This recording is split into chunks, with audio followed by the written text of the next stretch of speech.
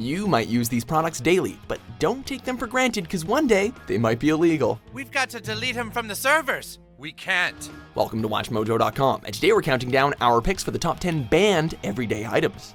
Before we begin, we publish new videos every day, so be sure to subscribe for more great content.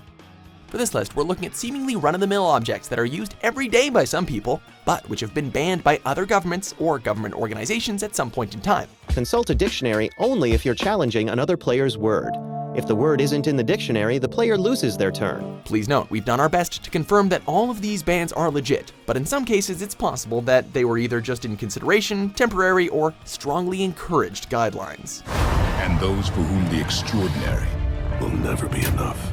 Number 10, Furbies, banned by the NSA. The more you play, the more they do. Remember those lovable robotic toys from your childhood?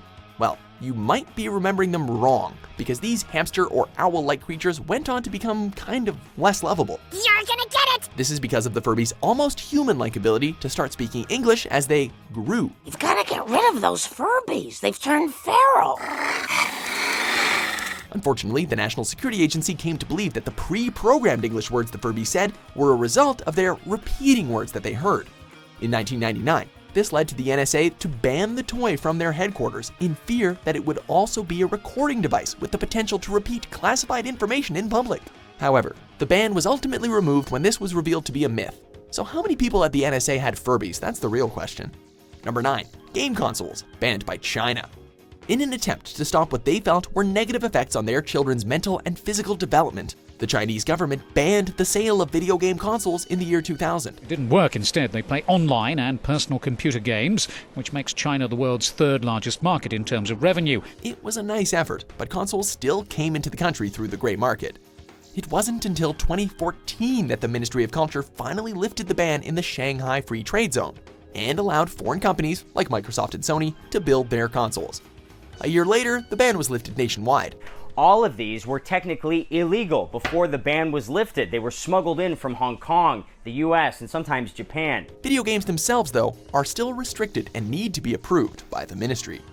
Number 8, online video games, banned by South Korea. The government estimates that around 10% of young people between 10 and 19 are internet addicts. Whereas China banned consoles, South Korea went a different way and struck at PC gaming, which is responsible for a large part of the country's video game addiction. As part of the government's effort to fight it, they introduced the Cinderella Law in 2011, which sadly has nothing to do with glass slippers and handsome princes. Goodbye! No, wait. Come back. And more to do with ending your adventures at midnight. Also called the Shutdown Law, it blocks access to online games for people under 16 from 12 a.m. to 6 a.m. In 2014, the law was eased to allow parents to decide whether or not they wanted the law to apply to their children, which is a saving grace for you night owl gamers. But seriously, get some sleep. How do you kill that which has no life? Number 7, baby walkers, banned by Canada. So children can fall down stairs. They can now reach things that they wouldn't be able to reach before. In 2004, Canada officially banned this seemingly harmless tool for toddlers, following a 15-year voluntary ban on retailers.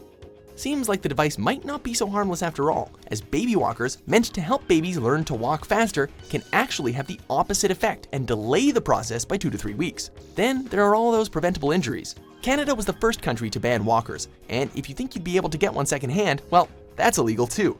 If you're caught with one, you could be fined up to $1,000 Canadian or spend 6 months in jail. Yikes! Number 6, chewing gum, banned by Singapore. I am sorbitol, maltitol, xylitol, mannitol, calcium carbonate, soy lecithin, vegetable-derived glycerin, and talc. But for expediency's sake, you can call me Gum. This ban was proposed in 1983 because gum was being used to vandalize mailboxes, high-rise apartments, keyholes, and elevator buttons.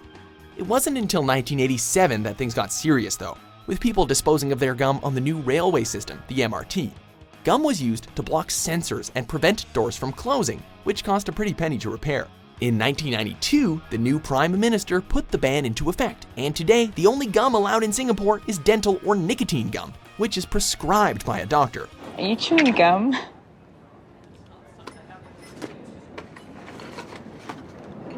Nicotine gum. Being caught with gum can lead to a fine or imprisonment. and just spitting it out in public carries a $700 fine. Have you ever gotten a fine before? No, never. Number 5, flip-flops. Banned by Capri, Italy. Flip-flop, flip-flop. Sure, that sounds annoying, but folks on the Italian island of Capri took their annoyance to the next level and banned flip-flops altogether. The beach shoes fall under the category of noisy footwear, which isn't allowed under risk of fine or arrest. So people, please keep your clogs at home too. It's one of many bans in Italy aimed at preserving public security. Dangerous to drive in flip-flops. Sheldon? Sorry. I just don't want to be yet another flip-flop fatality. Building sandcastles, collecting seashells, playing ball games, kissing in a car, and wearing miniskirts are all forbidden as well in different areas. Still, all of that probably won't stop anyone from vacationing on Capri's beautiful beaches.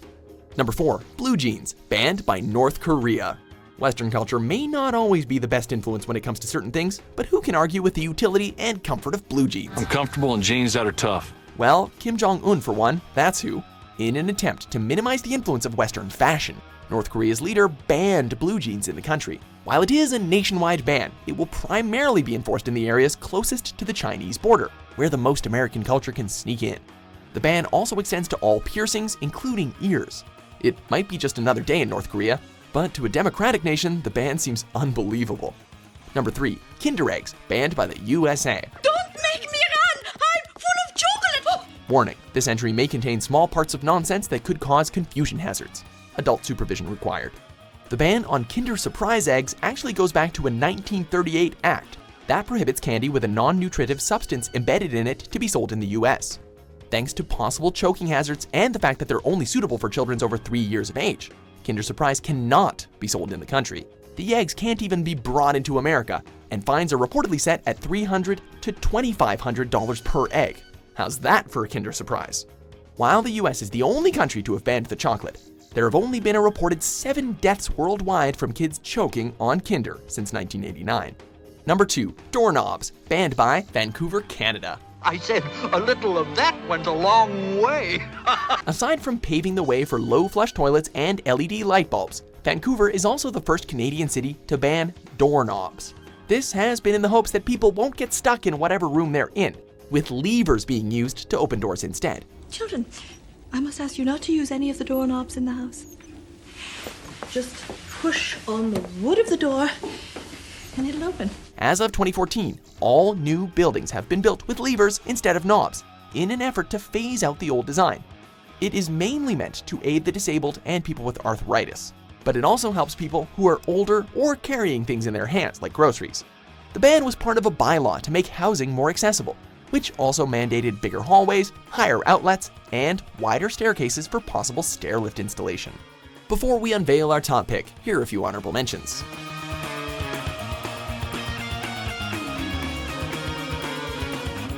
All letters played must touch at least one letter that is already on the board to form at least one complete word. Number 1, ketchup, banned by France. Ketchup? Ketchup? Ketchup? Ketchup. This ban might be the most baffling of them all. As of 2011, ketchup has been banned in school cafeterias in France. The reason for the prohibition, according to National Association of Directors of Collective Restaurants chairman Christophe Hébert, is to preserve French culture. Luckily, French fries aren't a traditionally French meal, so kids won't have to suffer through eating plain potato sticks, which they can only have once per week anyway. Hébert sees ketchup as too American, and wants children to learn native French recipes and pass them down to their kids. He also believes that ketchup covers up the taste of their fine cuisine. And you know what? He's kinda right. Ketchup is a garbage condiment. There, I said it. I'm in way over my head. He's talking to the ketchup now. Do you agree with our picks? Check out these other great clips from WatchMojo and subscribe for new videos every day.